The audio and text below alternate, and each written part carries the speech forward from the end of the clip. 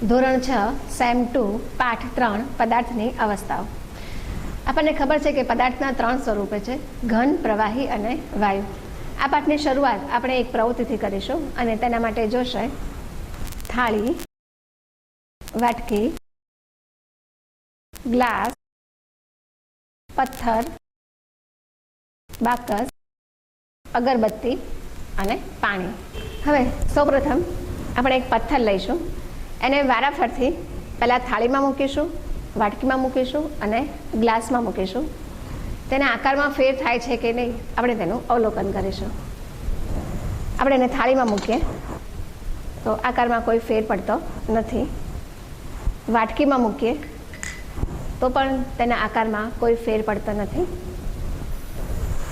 ગ્લાસમાં મૂકીએ તો પણ એના આકારમાં કોઈ ફેર પડતો નથી. હવે પાણી લઈએ. પાણીને આપણે પહેલાં થાળીમાં નાખીએ.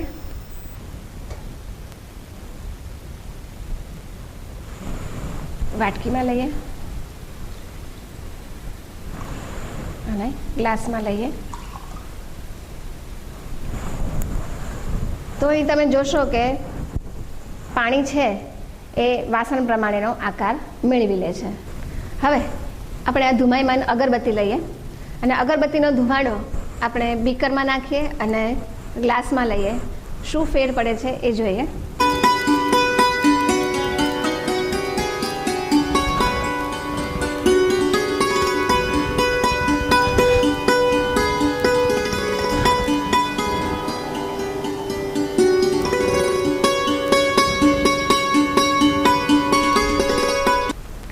ધુમાડો બીકર પ્રમાણેનો આકાર મેળવી લે છે. ત્યારબાદ આપણે ગ્લાસમાં લઈએ.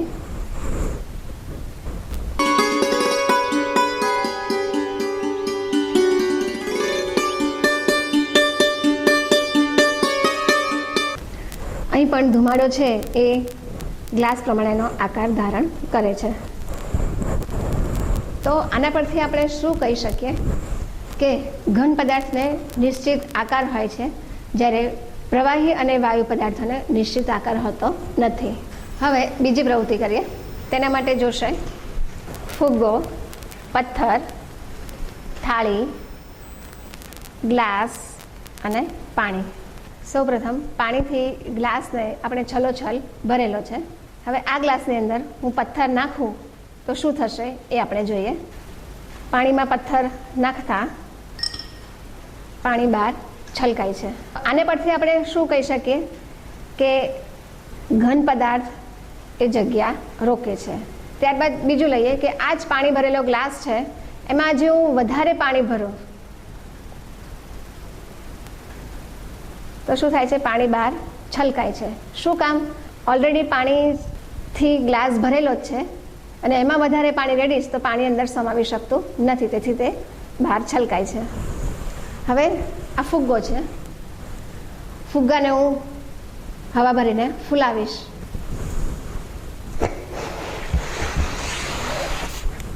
તો ફુગ્ગો ફૂલે છે. બરાબર કે ફુગ્ગાની અંદર હવા ભરાય છે અને ફુગ્ગો ફૂલે છે. તો આ ત્રણેય પ્રવૃત્તિ પરથી આપણે શું કહી શકીએ કે ઘન પદાર્થ, પ્રવાહી પદાર્થ અને વાયુ પદાર્થ, આ દરેક પદાર્થ છે એ જગ્યા રોકે છે. હવે એક નવી પ્રવૃત્તિ કરીએ. તેના માટે જોશે ચોકનો ટુકડો, વાટકી, મીણબત્તી અને બાકસ.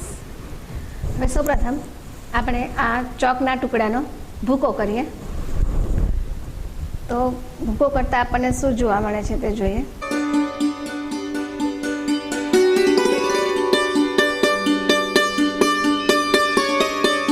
ચોકના ટુકડાનો ભૂકો કરતાં તે બારીક કણોમાં ફેરવાય છે. હવે મીણબત્તી સળગાવીએ.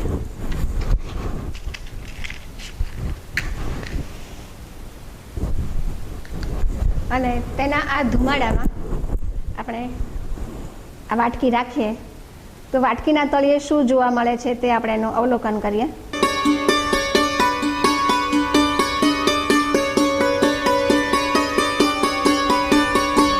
તો કે વાટકીના તળિયે બારીક મેશના કણો આપણને જામેલા જોવા મળે છે. આના પરથી આપણે કહી શકીએ કે કોઈ પણ પદાર્થ છે એ સૂક્ષ્મ કણોનો બનેલો હોય છે અને આ સૂક્ષ્મ કણો એ એનાથી અતિ સૂક્ષ્મ કદના એવા અન્ય અણુ કે પરમાણુનો બનેલો હોય છે. હવે એક નવી પ્રવૃત્તિ કરીએ. તેના માટે જોશે બરફના ટુકડા, કાચની ડીશ, ત્રિપાઈ, મીણબત્તી, બાષ્પ વાટકી અને બાકસ. હવે સૌપ્રથમ આપણે આ બરફના ટુકડાને વાટકીમાં લઈને મીણબત્તીની મદદથી તેને ગરમી આપીએ.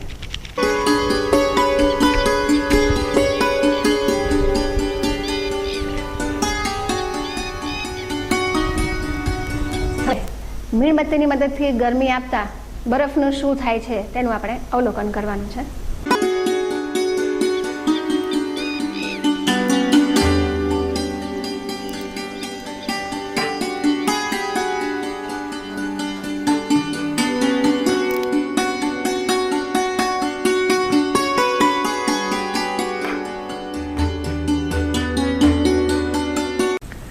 અહીં બરફને મીણબત્તીની મદદથી ગરમ કરતા એ બરફનું પાણીમાં રૂપાંતર થવા લાગે છે અને હજી વધારે ગરમી આપતા તે બધા જ બરફનું પાણીમાં રૂપાંતર થઈ જાય છે.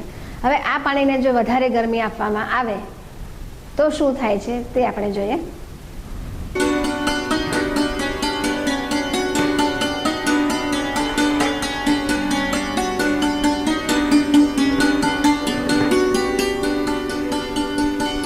હવે આ પાણીને હજી પણ જો વધારે ગરમ કરવામાં આવે તો બધા જ પાણીનું બાષ્પીભવન થઈ જાય છે. પાણીમાંથી નીકળતી વરાળ પર આ કાચની ડીશ રાખીએ તો શું થાય છે તેનું આપણે અવલોકન કરીએ.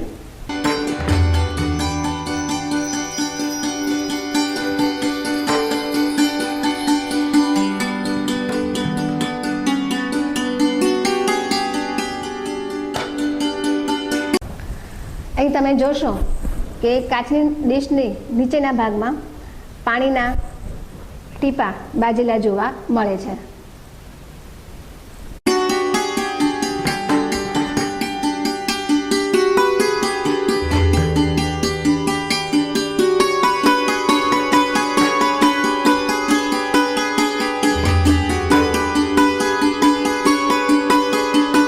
આમ આના પરથી આપણે કહી શકીએ કે કોઈ પણ પદાર્થને ગરમી આપવાથી અથવા તો ગરમી શોષવાથી તેનું એક સ્વરૂપમાંથી બીજા સ્વરૂપમાં રૂપાંતર કરી શકાય છે. હજી તેને વધારે સારી રીતે સમજવા માટે કે ઘન પદાર્થને ગરમી આપવાથી તેનું પ્રવાહીમાં રૂપાંતર થાય છે અને આ પ્રવાહીને હજુ વધારે ગરમી આપવાથી તેનું વાયુ સ્વરૂપમાં રૂપાંતર થાય છે. વાયુ સ્વરૂપ એટલે કે વરાળ. આ વરાળને જો આપણે ઠંડી પાડીએ તો એમાંથી એનું પાણીમાં રૂપાંતર થાય છે અને પાણીને હજુ વધારે ઠંડુ કરતા એનું બરફમાં રૂપાંતર થાય છે. એક નવી પ્રવૃત્તિ કરીએ. તેના માટે જોશે 3 એક સરખી ટેસ્ટ ટ્યુબ, થર્મોકોલની ગોળીઓ અને 3 રબરના બૂચ. એક ટેસ્ટ ટ્યુબમાં થર્મોકોલની ગોળીઓને ઉપર સુધી ભરી દેવાની છે અને ત્યારબાદ રબરનો બૂચ લગાવી દેવાનો છે. બીજી ટેસ્ટ ટ્યુબમાં થર્મોકોલની ગોળીઓને અડધી સુધી ભરવાની છે અને બૂચ લગાવી લઈએ. ત્રીજી ટેસ્ટ ટ્યુબમાં 8-10 ગોળીઓ જ નાખવાની છે અને એને બંધ કરી દઈએ બૂચ વડે. હવે આ ત્રણેય ટેસ્ટ ટ્યુબને આપણે વારાફરતી હલાવવાની છે. કઈ ટેસ્ટ ટ્યુબમાં ગોળીઓ વધારે ઉછળશે તે આપણે જોવાનું છે. પ્રથમ ટેસ્ટ ટ્યુબ લઈએ.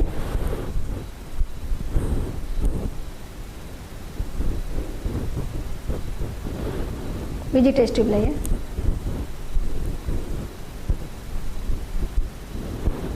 ત્રીજી ટેસ્ટ ટ્યુબ. તો કે આ ત્રણેય ટેસ્ટ ટ્યુબમાં ગોળીઓ વધારે ઓછા પ્રમાણમાં આપણને ઉછળતી જોવા મળે છે. શેમાં સૌથી વધારે ગોળીઓ ઉછળતી હતી? તો કે ત્રીજી ટેસ્ટ ટ્યુબમાં. બરાબર. તો આવી રીતે પદાર્થોમાં સૂક્ષ્મ કણોની ગોઠવણી પણ આવી જ રીતે થયેલી હોય છે. એમાં જોઈએ ઘન પદાર્થ, તો ઘન પદાર્થમાં સૂક્ષ્મ કણો કે અણુઓ એકબીજાથી એકદમ નજીક ગોઠવાયેલા હોય છે. જ્યારે પ્રવાહી પદાર્થમાં સૂક્ષ્મ કણો કે અણુઓ થોડાક દૂર પરંતુ વાયુ પદાર્થની સરખામણીએ થોડાક નજીક ગોઠવાયેલા હોય છે. જ્યારે વાયુ પદાર્થમાં સૂક્ષ્મ કણો કે અણુઓ એકબીજાથી ખૂબ જ છૂટા છવાયેલા ગોઠવાયેલા હોય છે.